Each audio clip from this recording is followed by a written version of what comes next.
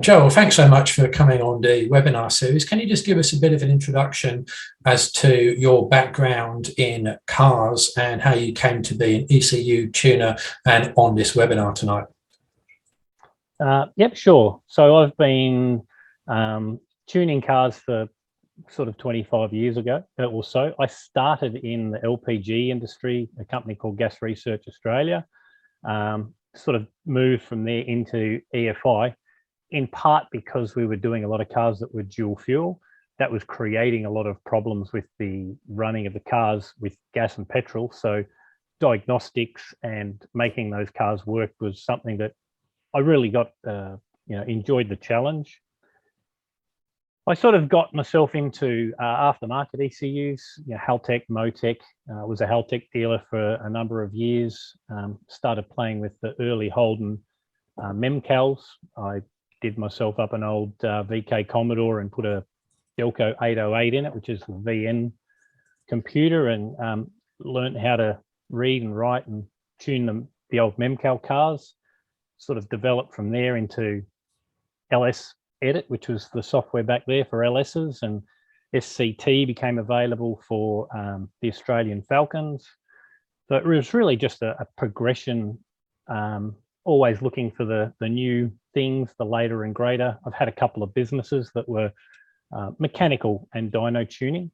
I did for a number of years compete four-wheel driving, and that netted me an awful lot of the four-wheel driving community's tuning work, in particular because drag racers who were tuning these cars, they were fine when it came to making the power, but they didn't understand the drivability and what was needed in a four-wheel drive to be responsive, and that a car might be driven at 500 or 600 RPM at wide open throttle if you've chosen the wrong gear when you come around a corner, or you need to creep up to something slowly and then have it, bang and go when you hit the throttle. So that taught me a lot about tuning for drivability and transient throttle and all those things that are just 100% necessary when it comes to four-wheel driving, and particularly competition four-wheel driving. The racing got too dear for my wife and I. My wife used to winch, so she used to get out in the mud while I drove. And then we sort of moved into the track cars and circuit cars. We had a R31 Skyline that we'd done up for the track. That was a really good learning experience, just a 6-cylinder, but we modified the suspension, tuned the engine, modified the engine for more power, and got that respectably fast, I guess, for what it was. We certainly showed up a couple of the turbo cars at Phillip Island just with the handling and braking performance of the car, certainly not the power.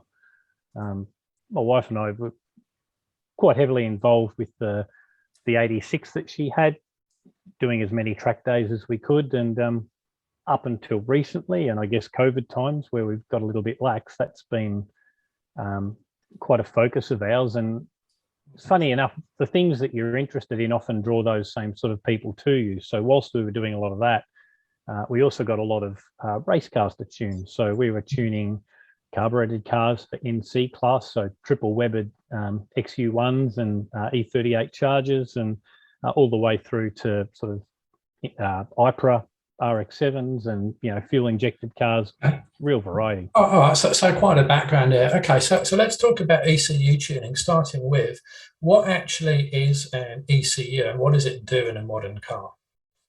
Yep, so the ECU or electronic control unit, and it does have a number of names. You might hear it referred to as a PCM, which is a powertrain control unit, which usually controls, or powertrain control module, or fundamentally they're all the same. Just an ECU typically controls the engine. A powertrain control module will be engine and transmission. And then you might hear TCU thrown around as well, which is the transmission control unit. So they're basically computers that are programmed up to operate the engine or the transmission, or the engine and transmission. And within it are all the parameters that make it run. They measure all the incoming sensors and they output all the data, the spark, the fueling, and what is needed to make the car perform. So what sort of sensors are connected up to a typical ECU then? So basically, every ECU kind of works in a similar sort of fashion in that its main task is to measure airflow, measure or calculate. Actually, what it's trying to do is calculate the volume of air in a cylinder, because from that information, then it can work out how much fuel to put in. That information, it also can work out how much torque it's making for transmission operation, shift pressures, torque reduction. So there's two main methods. One is speed density, which is using a map sensor and intake air temperature sensors. Engine coolant is also a part of that, but with that information, it calculates the airflow going into the engine. The other commonly used sensor is a MAF, or mass airflow sensor.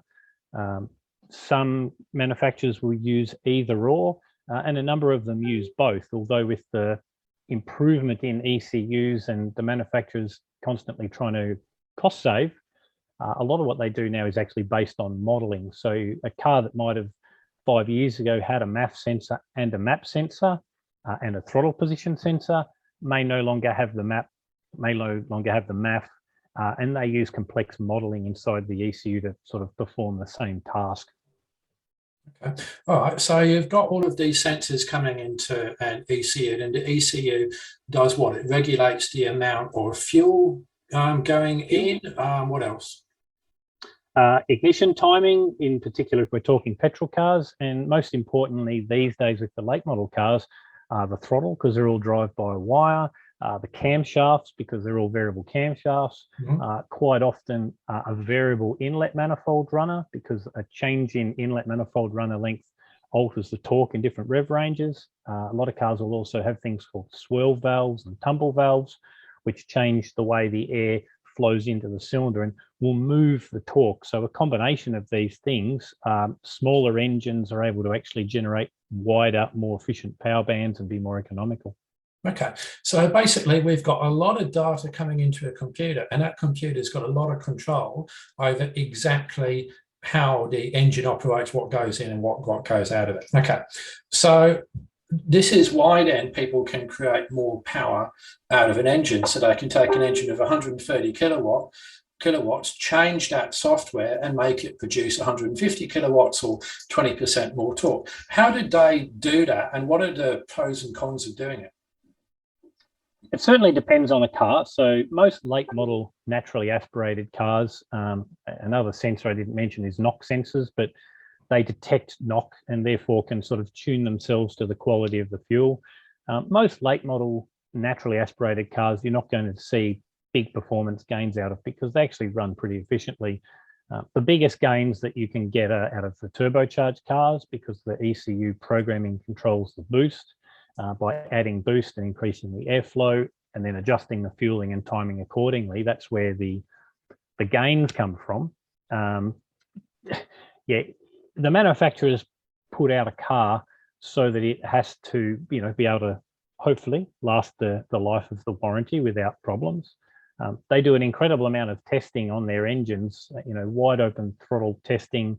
Some cars will be tested for 40 hours, or engines for 40 hours at wide open throttle, which, when you think about it's pretty horrific. A lot of people don't like the sound of their car doing a dyno ramp, and yet the manufacturer might have had that car sitting at 6,000 RPM wide open throttle for 40 hours. So with all their testing, they basically determine what power level is acceptable and how long the engine will last. With any performance upgrade, there's always a trade-off. The more power you make, the shorter you're going to, the more you're going to reduce the engine life. Now, it's not necessarily you make 10 more kilowatts and chop 100,000 Ks out. It's sort of a sliding scale. The harder you push, the shorter the life. And if you push hard enough, you may literally break things. And it's not just the engine, is it? Because if you produce more torque, then you're putting more torque through a transmission and a differential, which the car wasn't necessarily designed for. Yep, 100%. And the perfect example of that was the last of the Falcons, which was the supercharged 335. Originally, Ford wanted to produce that car as an intercooled supercharged car, but the chassis, the drivetrain, it wasn't able to deal with the power. So actually removed the intercooler and had to reduce the power so that the rest of the car would survive. Okay, so when I mean, how much is safe, right? Because you could, I guess, tell the computer, be it a naturally aspirated or a turbo or whatever else, how do you decide how much is safe? Because you do see people saying, oh, this is a safe tube, it'll only go to 5%, 10%, 20%, or we found this. How on earth do they come up with these numbers? Yeah, my answer to that question, and it is probably the most asked question of anyone that tunes car, is I just want the maximum safe power. The reality is the manufacturer's already determined that. If you want any more than that, it is less safe. That's inevitable. There is no maximum safe power. If there was, that's the power that you would have already. Quite often manufacturers do leave power on the table because they might have multiple models using the same engine. They may be, very early in an engine that's got to last them a number of years. So they will quite often have a number of software upgrades without any mechanical hardware upgrades. So there are opportunities in some cars to raise the power, but it's very hard for us to know which ones those are in reality. If you have a car, yeah. Yeah, okay. So if you've got a car which is producing, say, 130 in that same engine, and another car produces 150, you could conceivably, provided, of course, you've checked that the cooling system, transmission, everything else is in fact the same, and you are dealing with a like for like. Yep, 100%. And that's a very good point, because quite often you're not dealing with like for like. The engine might be the same, but the ancillary is not necessarily. Yeah, and even the weight of the car, because 150 kilowatts in a light car is going to be different from 150 kilowatts in, let's say, a car which is much heavier, because it's got to do continuously more work. So there's that as well. Okay, good stuff. Now, what about people that want to reduce emissions? Get rid of stuff which does emissions. So EGR bypasses, DPF deletes, that sort of stuff. There is that possible and legal? Possible, yes. Legal, definitely not. There are fines in place, although, to be honest, in Australia, I don't really hear of them being enforced. But I think it's about $25,000 for a workshop for tampering with an emission device. So if the workshop pulls a DPF out, it's about $25,000 for the workshop, and I think $6,000 for an individual. So, they're reasonably hefty fines. And there are other problems with doing that, which a lot of people don't necessarily think of. Blocking a EGR valve off in particular creates a whole lot of dramas, because the software is designed to operate with the EGR. The late model common rail diesels that have a variable vane turbo, for example, don't have a wastegate. They use the variable vane to change the speed of the turbine and make it spool rapidly. They also use it for boost control. However, in some circumstances, that's not enough for boost control. And also in situations of deceleration, what happens is the manufacturer will open the EGR valve to actually reduce the amount of exhaust gas flow through the turbine, like a wastegate. You'll often see, if you put an EGR block in a car, it'll start compressor surging. And it's compressor surging because when people back off the throttle, whereas previously the EGR valve could open and get some of that exhaust gas that's driving the turbine, it would just put it back into the inlet. You can't do that anymore. So you actually find you're overspeeding the turbine and causing that compressor surge, which is bad for them. Okay, so what you're saying there is don't do it, but also I guess if you've made a change there, you'd want to test that. But what sort of testing is typically done by people who do ECU tunes offering much more power or EGR deletes or something like that? Yeah, very little. I mean, it depends on where the tuners come from. In reality, there's no one that knows how to tune all the cars, and there are a lot of cars that we don't see in great volumes. A lot of the tunes that you would sort of purchase here in Australia that might be flashed in by sort of companies that profess to do that, they're actually tunes bought out of Europe or other countries that are adapted to our market, maybe touched up a little bit by someone local who knows what they're doing. But no one's going to know the Bosch and the Siemens and all the various platforms and the various ways those ECUs work. There tends to be people that specialize in certain ECUs in certain areas. they'll generally produce the better tunes, and the smart people actually will buy off the suppliers that know the product and, you know, mix and match. Yeah, because I know that there's big teams of software developers on OEM tuning teams writing this software, and then they're talking to the transmission guys and the emissions guys and everything else. But then you've got one guy with a laptop going, all right, here's another 20 kilowatts. And what testing is that guy able to do? Is he able to test it under towing, different loads, different temperatures, all sorts of things? Yeah, but honestly, they don't do any at all. They rely on there being enough headroom in the manufacturer's design that, you know, if they do turn the power up like that, and some cars you get away with it, some you can't. A lot of the late common rail diesels in particular are failing turbos. You know, you could probably write quite a long list of cars that within their warranty period are seeing turbocharger failures because the turbocharger is being made extremely lightweight in order to try and get it to spool up quickly. And then when you start to make more boost, the compressor wheels actually deform and fail. They get out of balance. They can literally disintegrate. The shafts are very small. You know, the series 2 and 3 ranges is a good example. I know certainly D-Max is having problems. So there's a list of cars that, yes, you can tune them, but expect to have some problems if you're not also upgrading the mechanicals. Okay, so tuning for more power isn't necessarily wrong, but you just got to be cognizant there is an effect on longevity. Definitely. Okay, let's talk about transmission tuning then. So I remember driving a Mustang once. It was tuned for drag, and basically it changed gears at lightning speed. And I believe that was because normally in an automatic, you'd go from, let's say, gear 2 to 3. And as you do that, the engine's torque would drop to allow that gear change to be made, and then it would smoothly rise again. It would do it fairly quickly, but that's what it would happen. Whereas in this one, it sort of didn't do that. It almost changed without a drop in the torque, and it was very rapid, but a bit difficult. So what sort of changes are typically made to transmissions for whatever sort of effect? The main thing with transmissions in modern cars is that before you touch them, if you've tuned the engine, you've got to make sure you've tuned the engine right, because the transmission is heavily reliant on information from the engine's ECU, or if it's a powertrain unit, it's still internal. So the engine produces torque. The computer has to calculate how much torque it's making, and it does that based on the airflow and the ignition timing.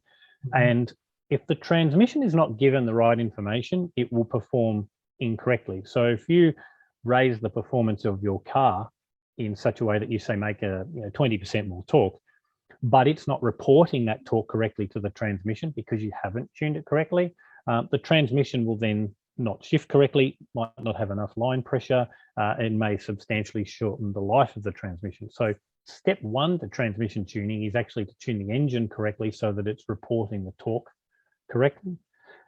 Then it's very subjective, to be honest. Transmission tuning is a bit like exhaust systems. Everyone wants it a little different. Typically what I would do if someone wants a tune, they're usually looking for something a little bit more sporty. The OE tuning is generally quite sedate through the shifts. The shifts are a little bit more drawn out and a bit more slippery.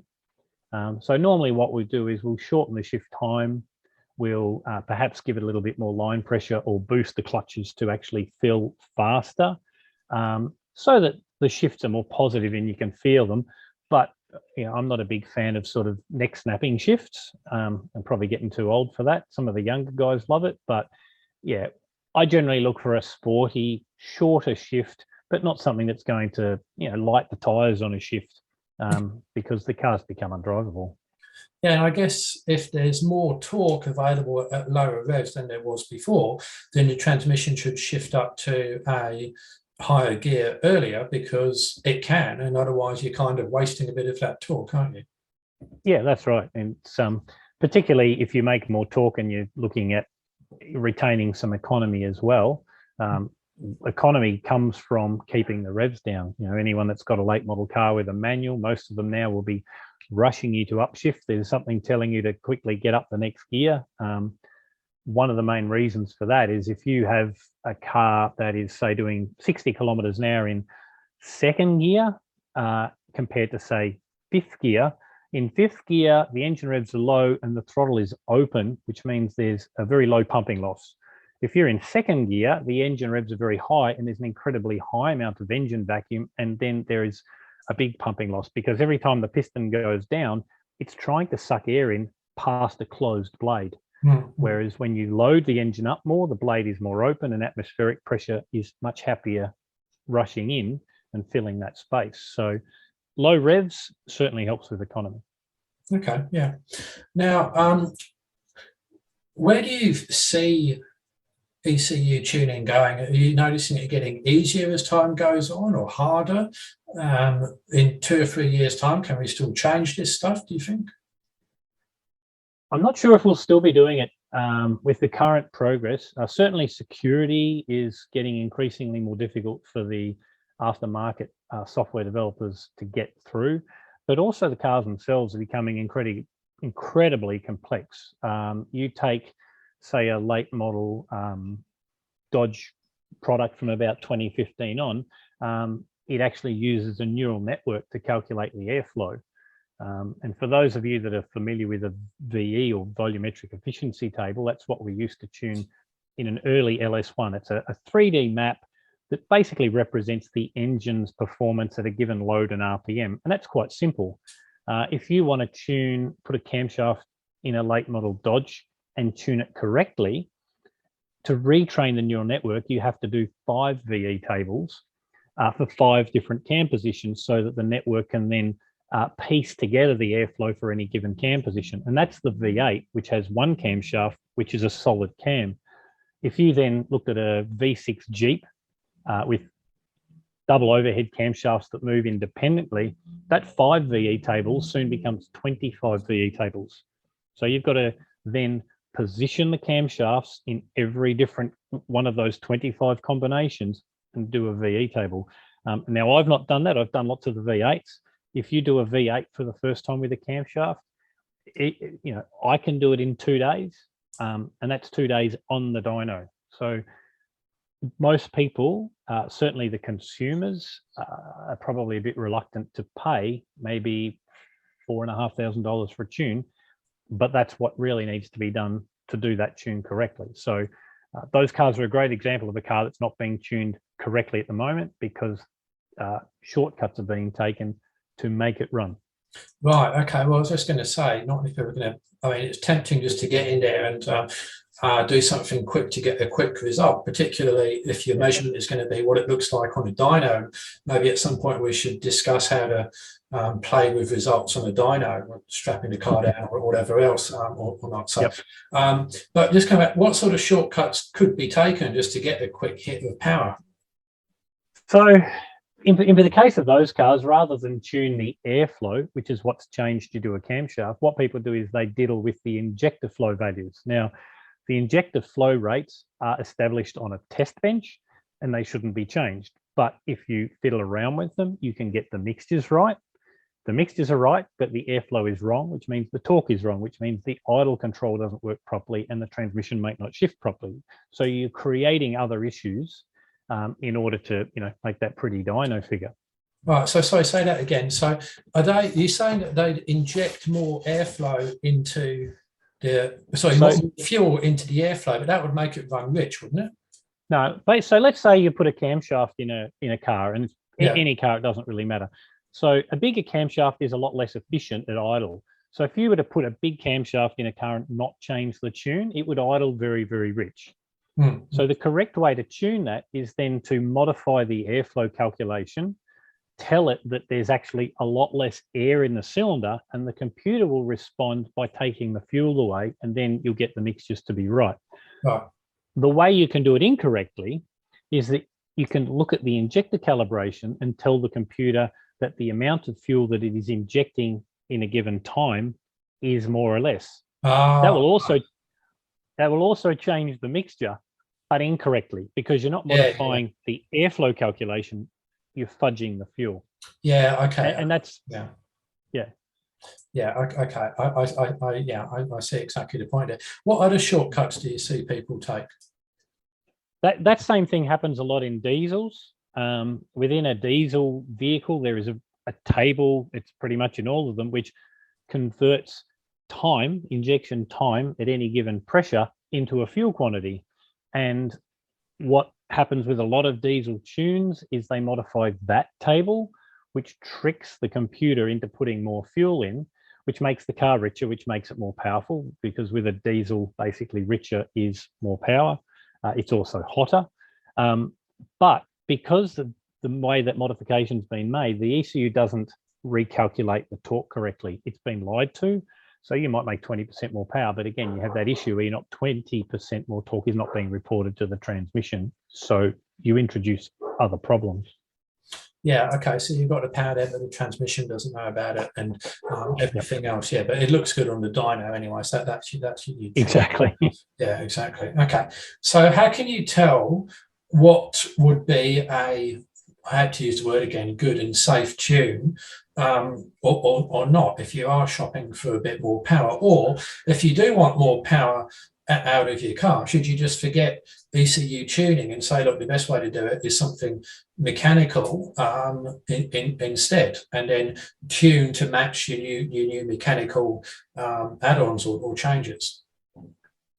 I think as long as you go into it with your eyes open, certainly any late model boosted car where you have boost control, if you want to make more power, you can. I wouldn't discourage people from doing it, because if it's done correctly, there's no need for it to, have a pronounced impact on the life of the car. There are other things that people do which can be problematic, and there's a lot of protections in the ECUs, particularly for temperatures, and that might be exhaust temperature, engine temperature, intake air temperature, oil temperature. So if you were to increase the power of a car, what I would suggest is that your tuner does not alter any of the protections. So it can make more power. It just might not make it for as long. So if you have a car that is, you turn the boost up on a late model diesel, running it at high boost will actually raise the inlet air temperature, because as you compress the air, it heats it.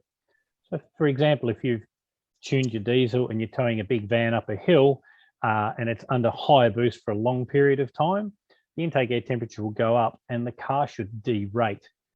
If you take that protection out, then you're really asking for trouble. And the same goes for most late model diesels with exhaust gas temperature. If they have a diesel particulate filter, they'll pretty much all have an EGT sensor. So as the exhaust gets too hot, the car will derate, it'll remove some fuel. So certainly tune it up, but leave the protections. Is it possible to delete or alter the protections? Yeah. Oh, wow. Yeah, and I see it all the time. It's some of them, if you're putting a high flow catalytic converter in a car that's got a metal substrate and is less restrictive, it's pretty common to turn the catalytic converter protection off, and that's not usually a big deal. Aftermarket catalytic converters are relatively inexpensive, but if you do it on a standard catalytic converter, you might find that you've destroyed $2,500 worth of catalytic converters towing up a big hill. Or if you go to a racetrack where the car's loaded for a long period of time, where it would actually start to derate and use the protections. Yeah, that's the thing. I know that a lot of cars which are rated to tow a given figure is not necessarily rated to tow that given figure whilst it's at or beyond GVM, going up a massively hot hill on a 45-degree day, just Yep. for half an hour. That's not what the manufacturers mean when they say it can tow 3.5 tons. It can tow 3.5 tons for a bit on the flat, whilst the car's not actually at GVM. So if you've got a GVM upgrade, you use it and then you tow max tow, and then you're also pushing bigger wheels with mud tires and everything else like that, then don't be surprised if limp mode arrives in due course. Definitely. Okay, now we were talking before about new cars. So a new car comes onto the market and it takes a bit of a while to get the software, you might not be able to get it or edit it and so on. So talk to us a bit about what cars can typically be tuned or not tuned, or maybe if there's an esoteric car you can't get to, because you can't just tune every car to the same degree, can you? You can't tune every car to the same degree. Typically what the aftermarket does is look at, I suppose, who's going to be tuning cars. So performance cars tend to be, and towing cars tend to be the first ones that have become available.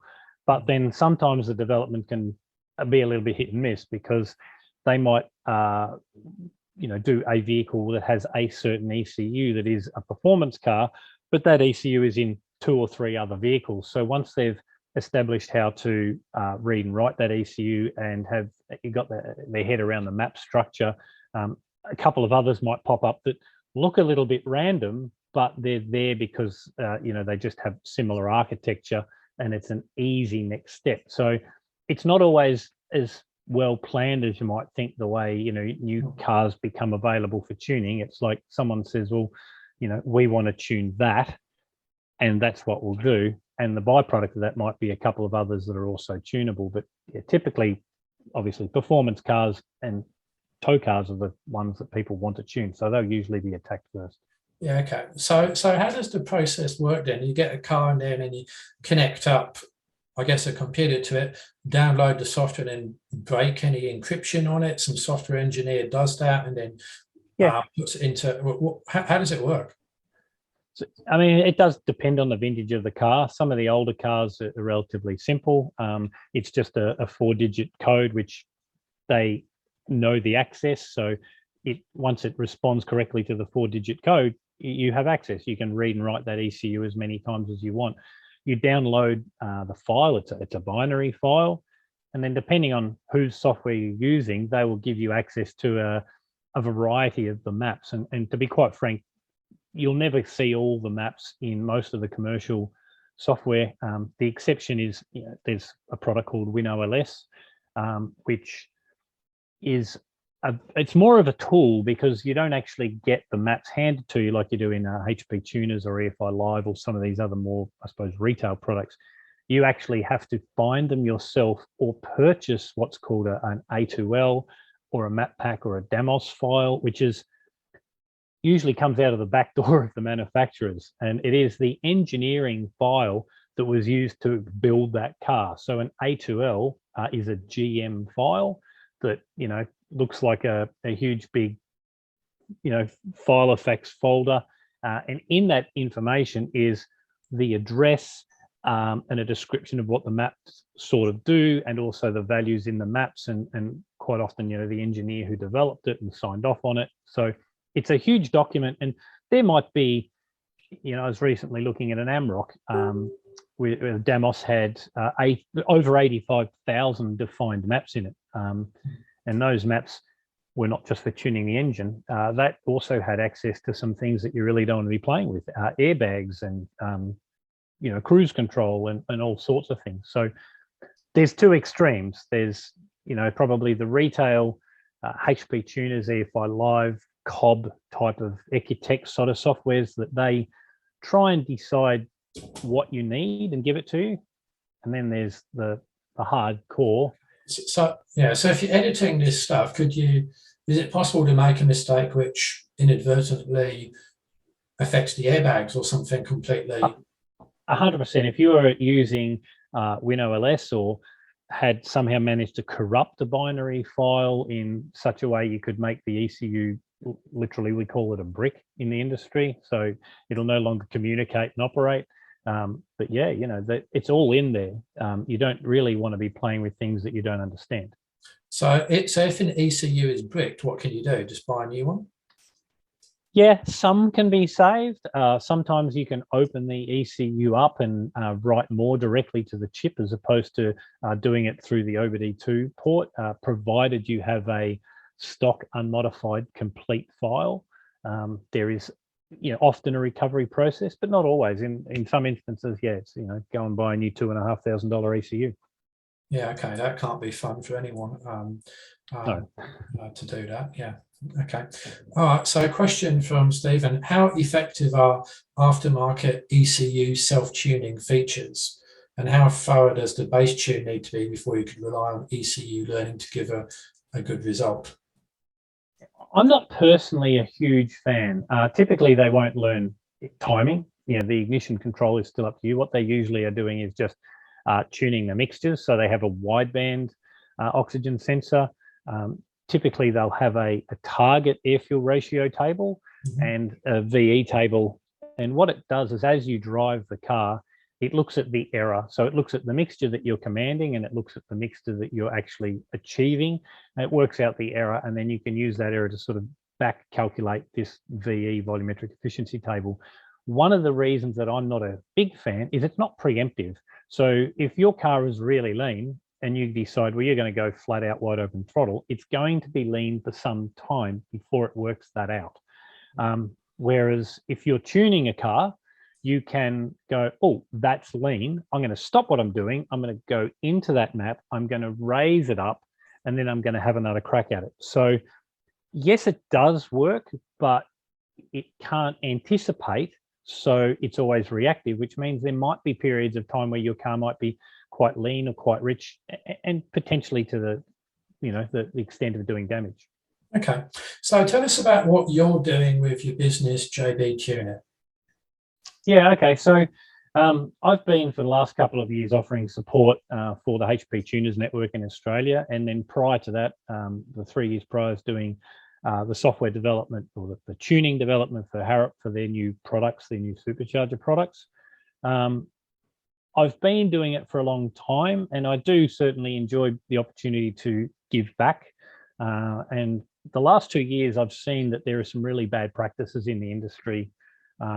And the consumers don't really always know what they're getting. There's a lot of cars that drive very poorly, aren't necessarily particularly safe, and do damage to themselves because of things like we mentioned, like that torque calculation. So I'm offering a couple of services. I'm offering sort of a software training service. I've been doing that via Zoom, and for more local customers, I'll also come out and see them.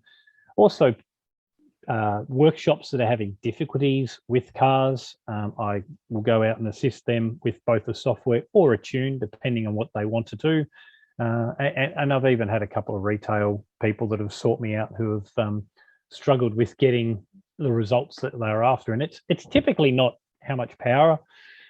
Anyone can generally make power, whether they're making it the right way or the wrong way. It's usually more about the fact that, my car doesn't start and run well cold, or my car stalls when I'm in a car park, or it lurches, or it's a manual transmission with a camshaft and it sort of bucks at low speed. And so it's all those more finessing, fine-tuning things that you need to have a better understanding of what the ECU is doing, what to log, and what maps to go to actually fix it. So I'm giving people instruction on what to log, how to set up their logging, and how to tackle fixing those problems, so that hopefully at the end of the day, the customers are happier with their product and are more likely to keep, modifying their cars and staying in the aftermarket. Because a lot of people, unfortunately, I have seen it quite often, they will modify their car and then 3 months later it's up for sale because they don't like it anymore.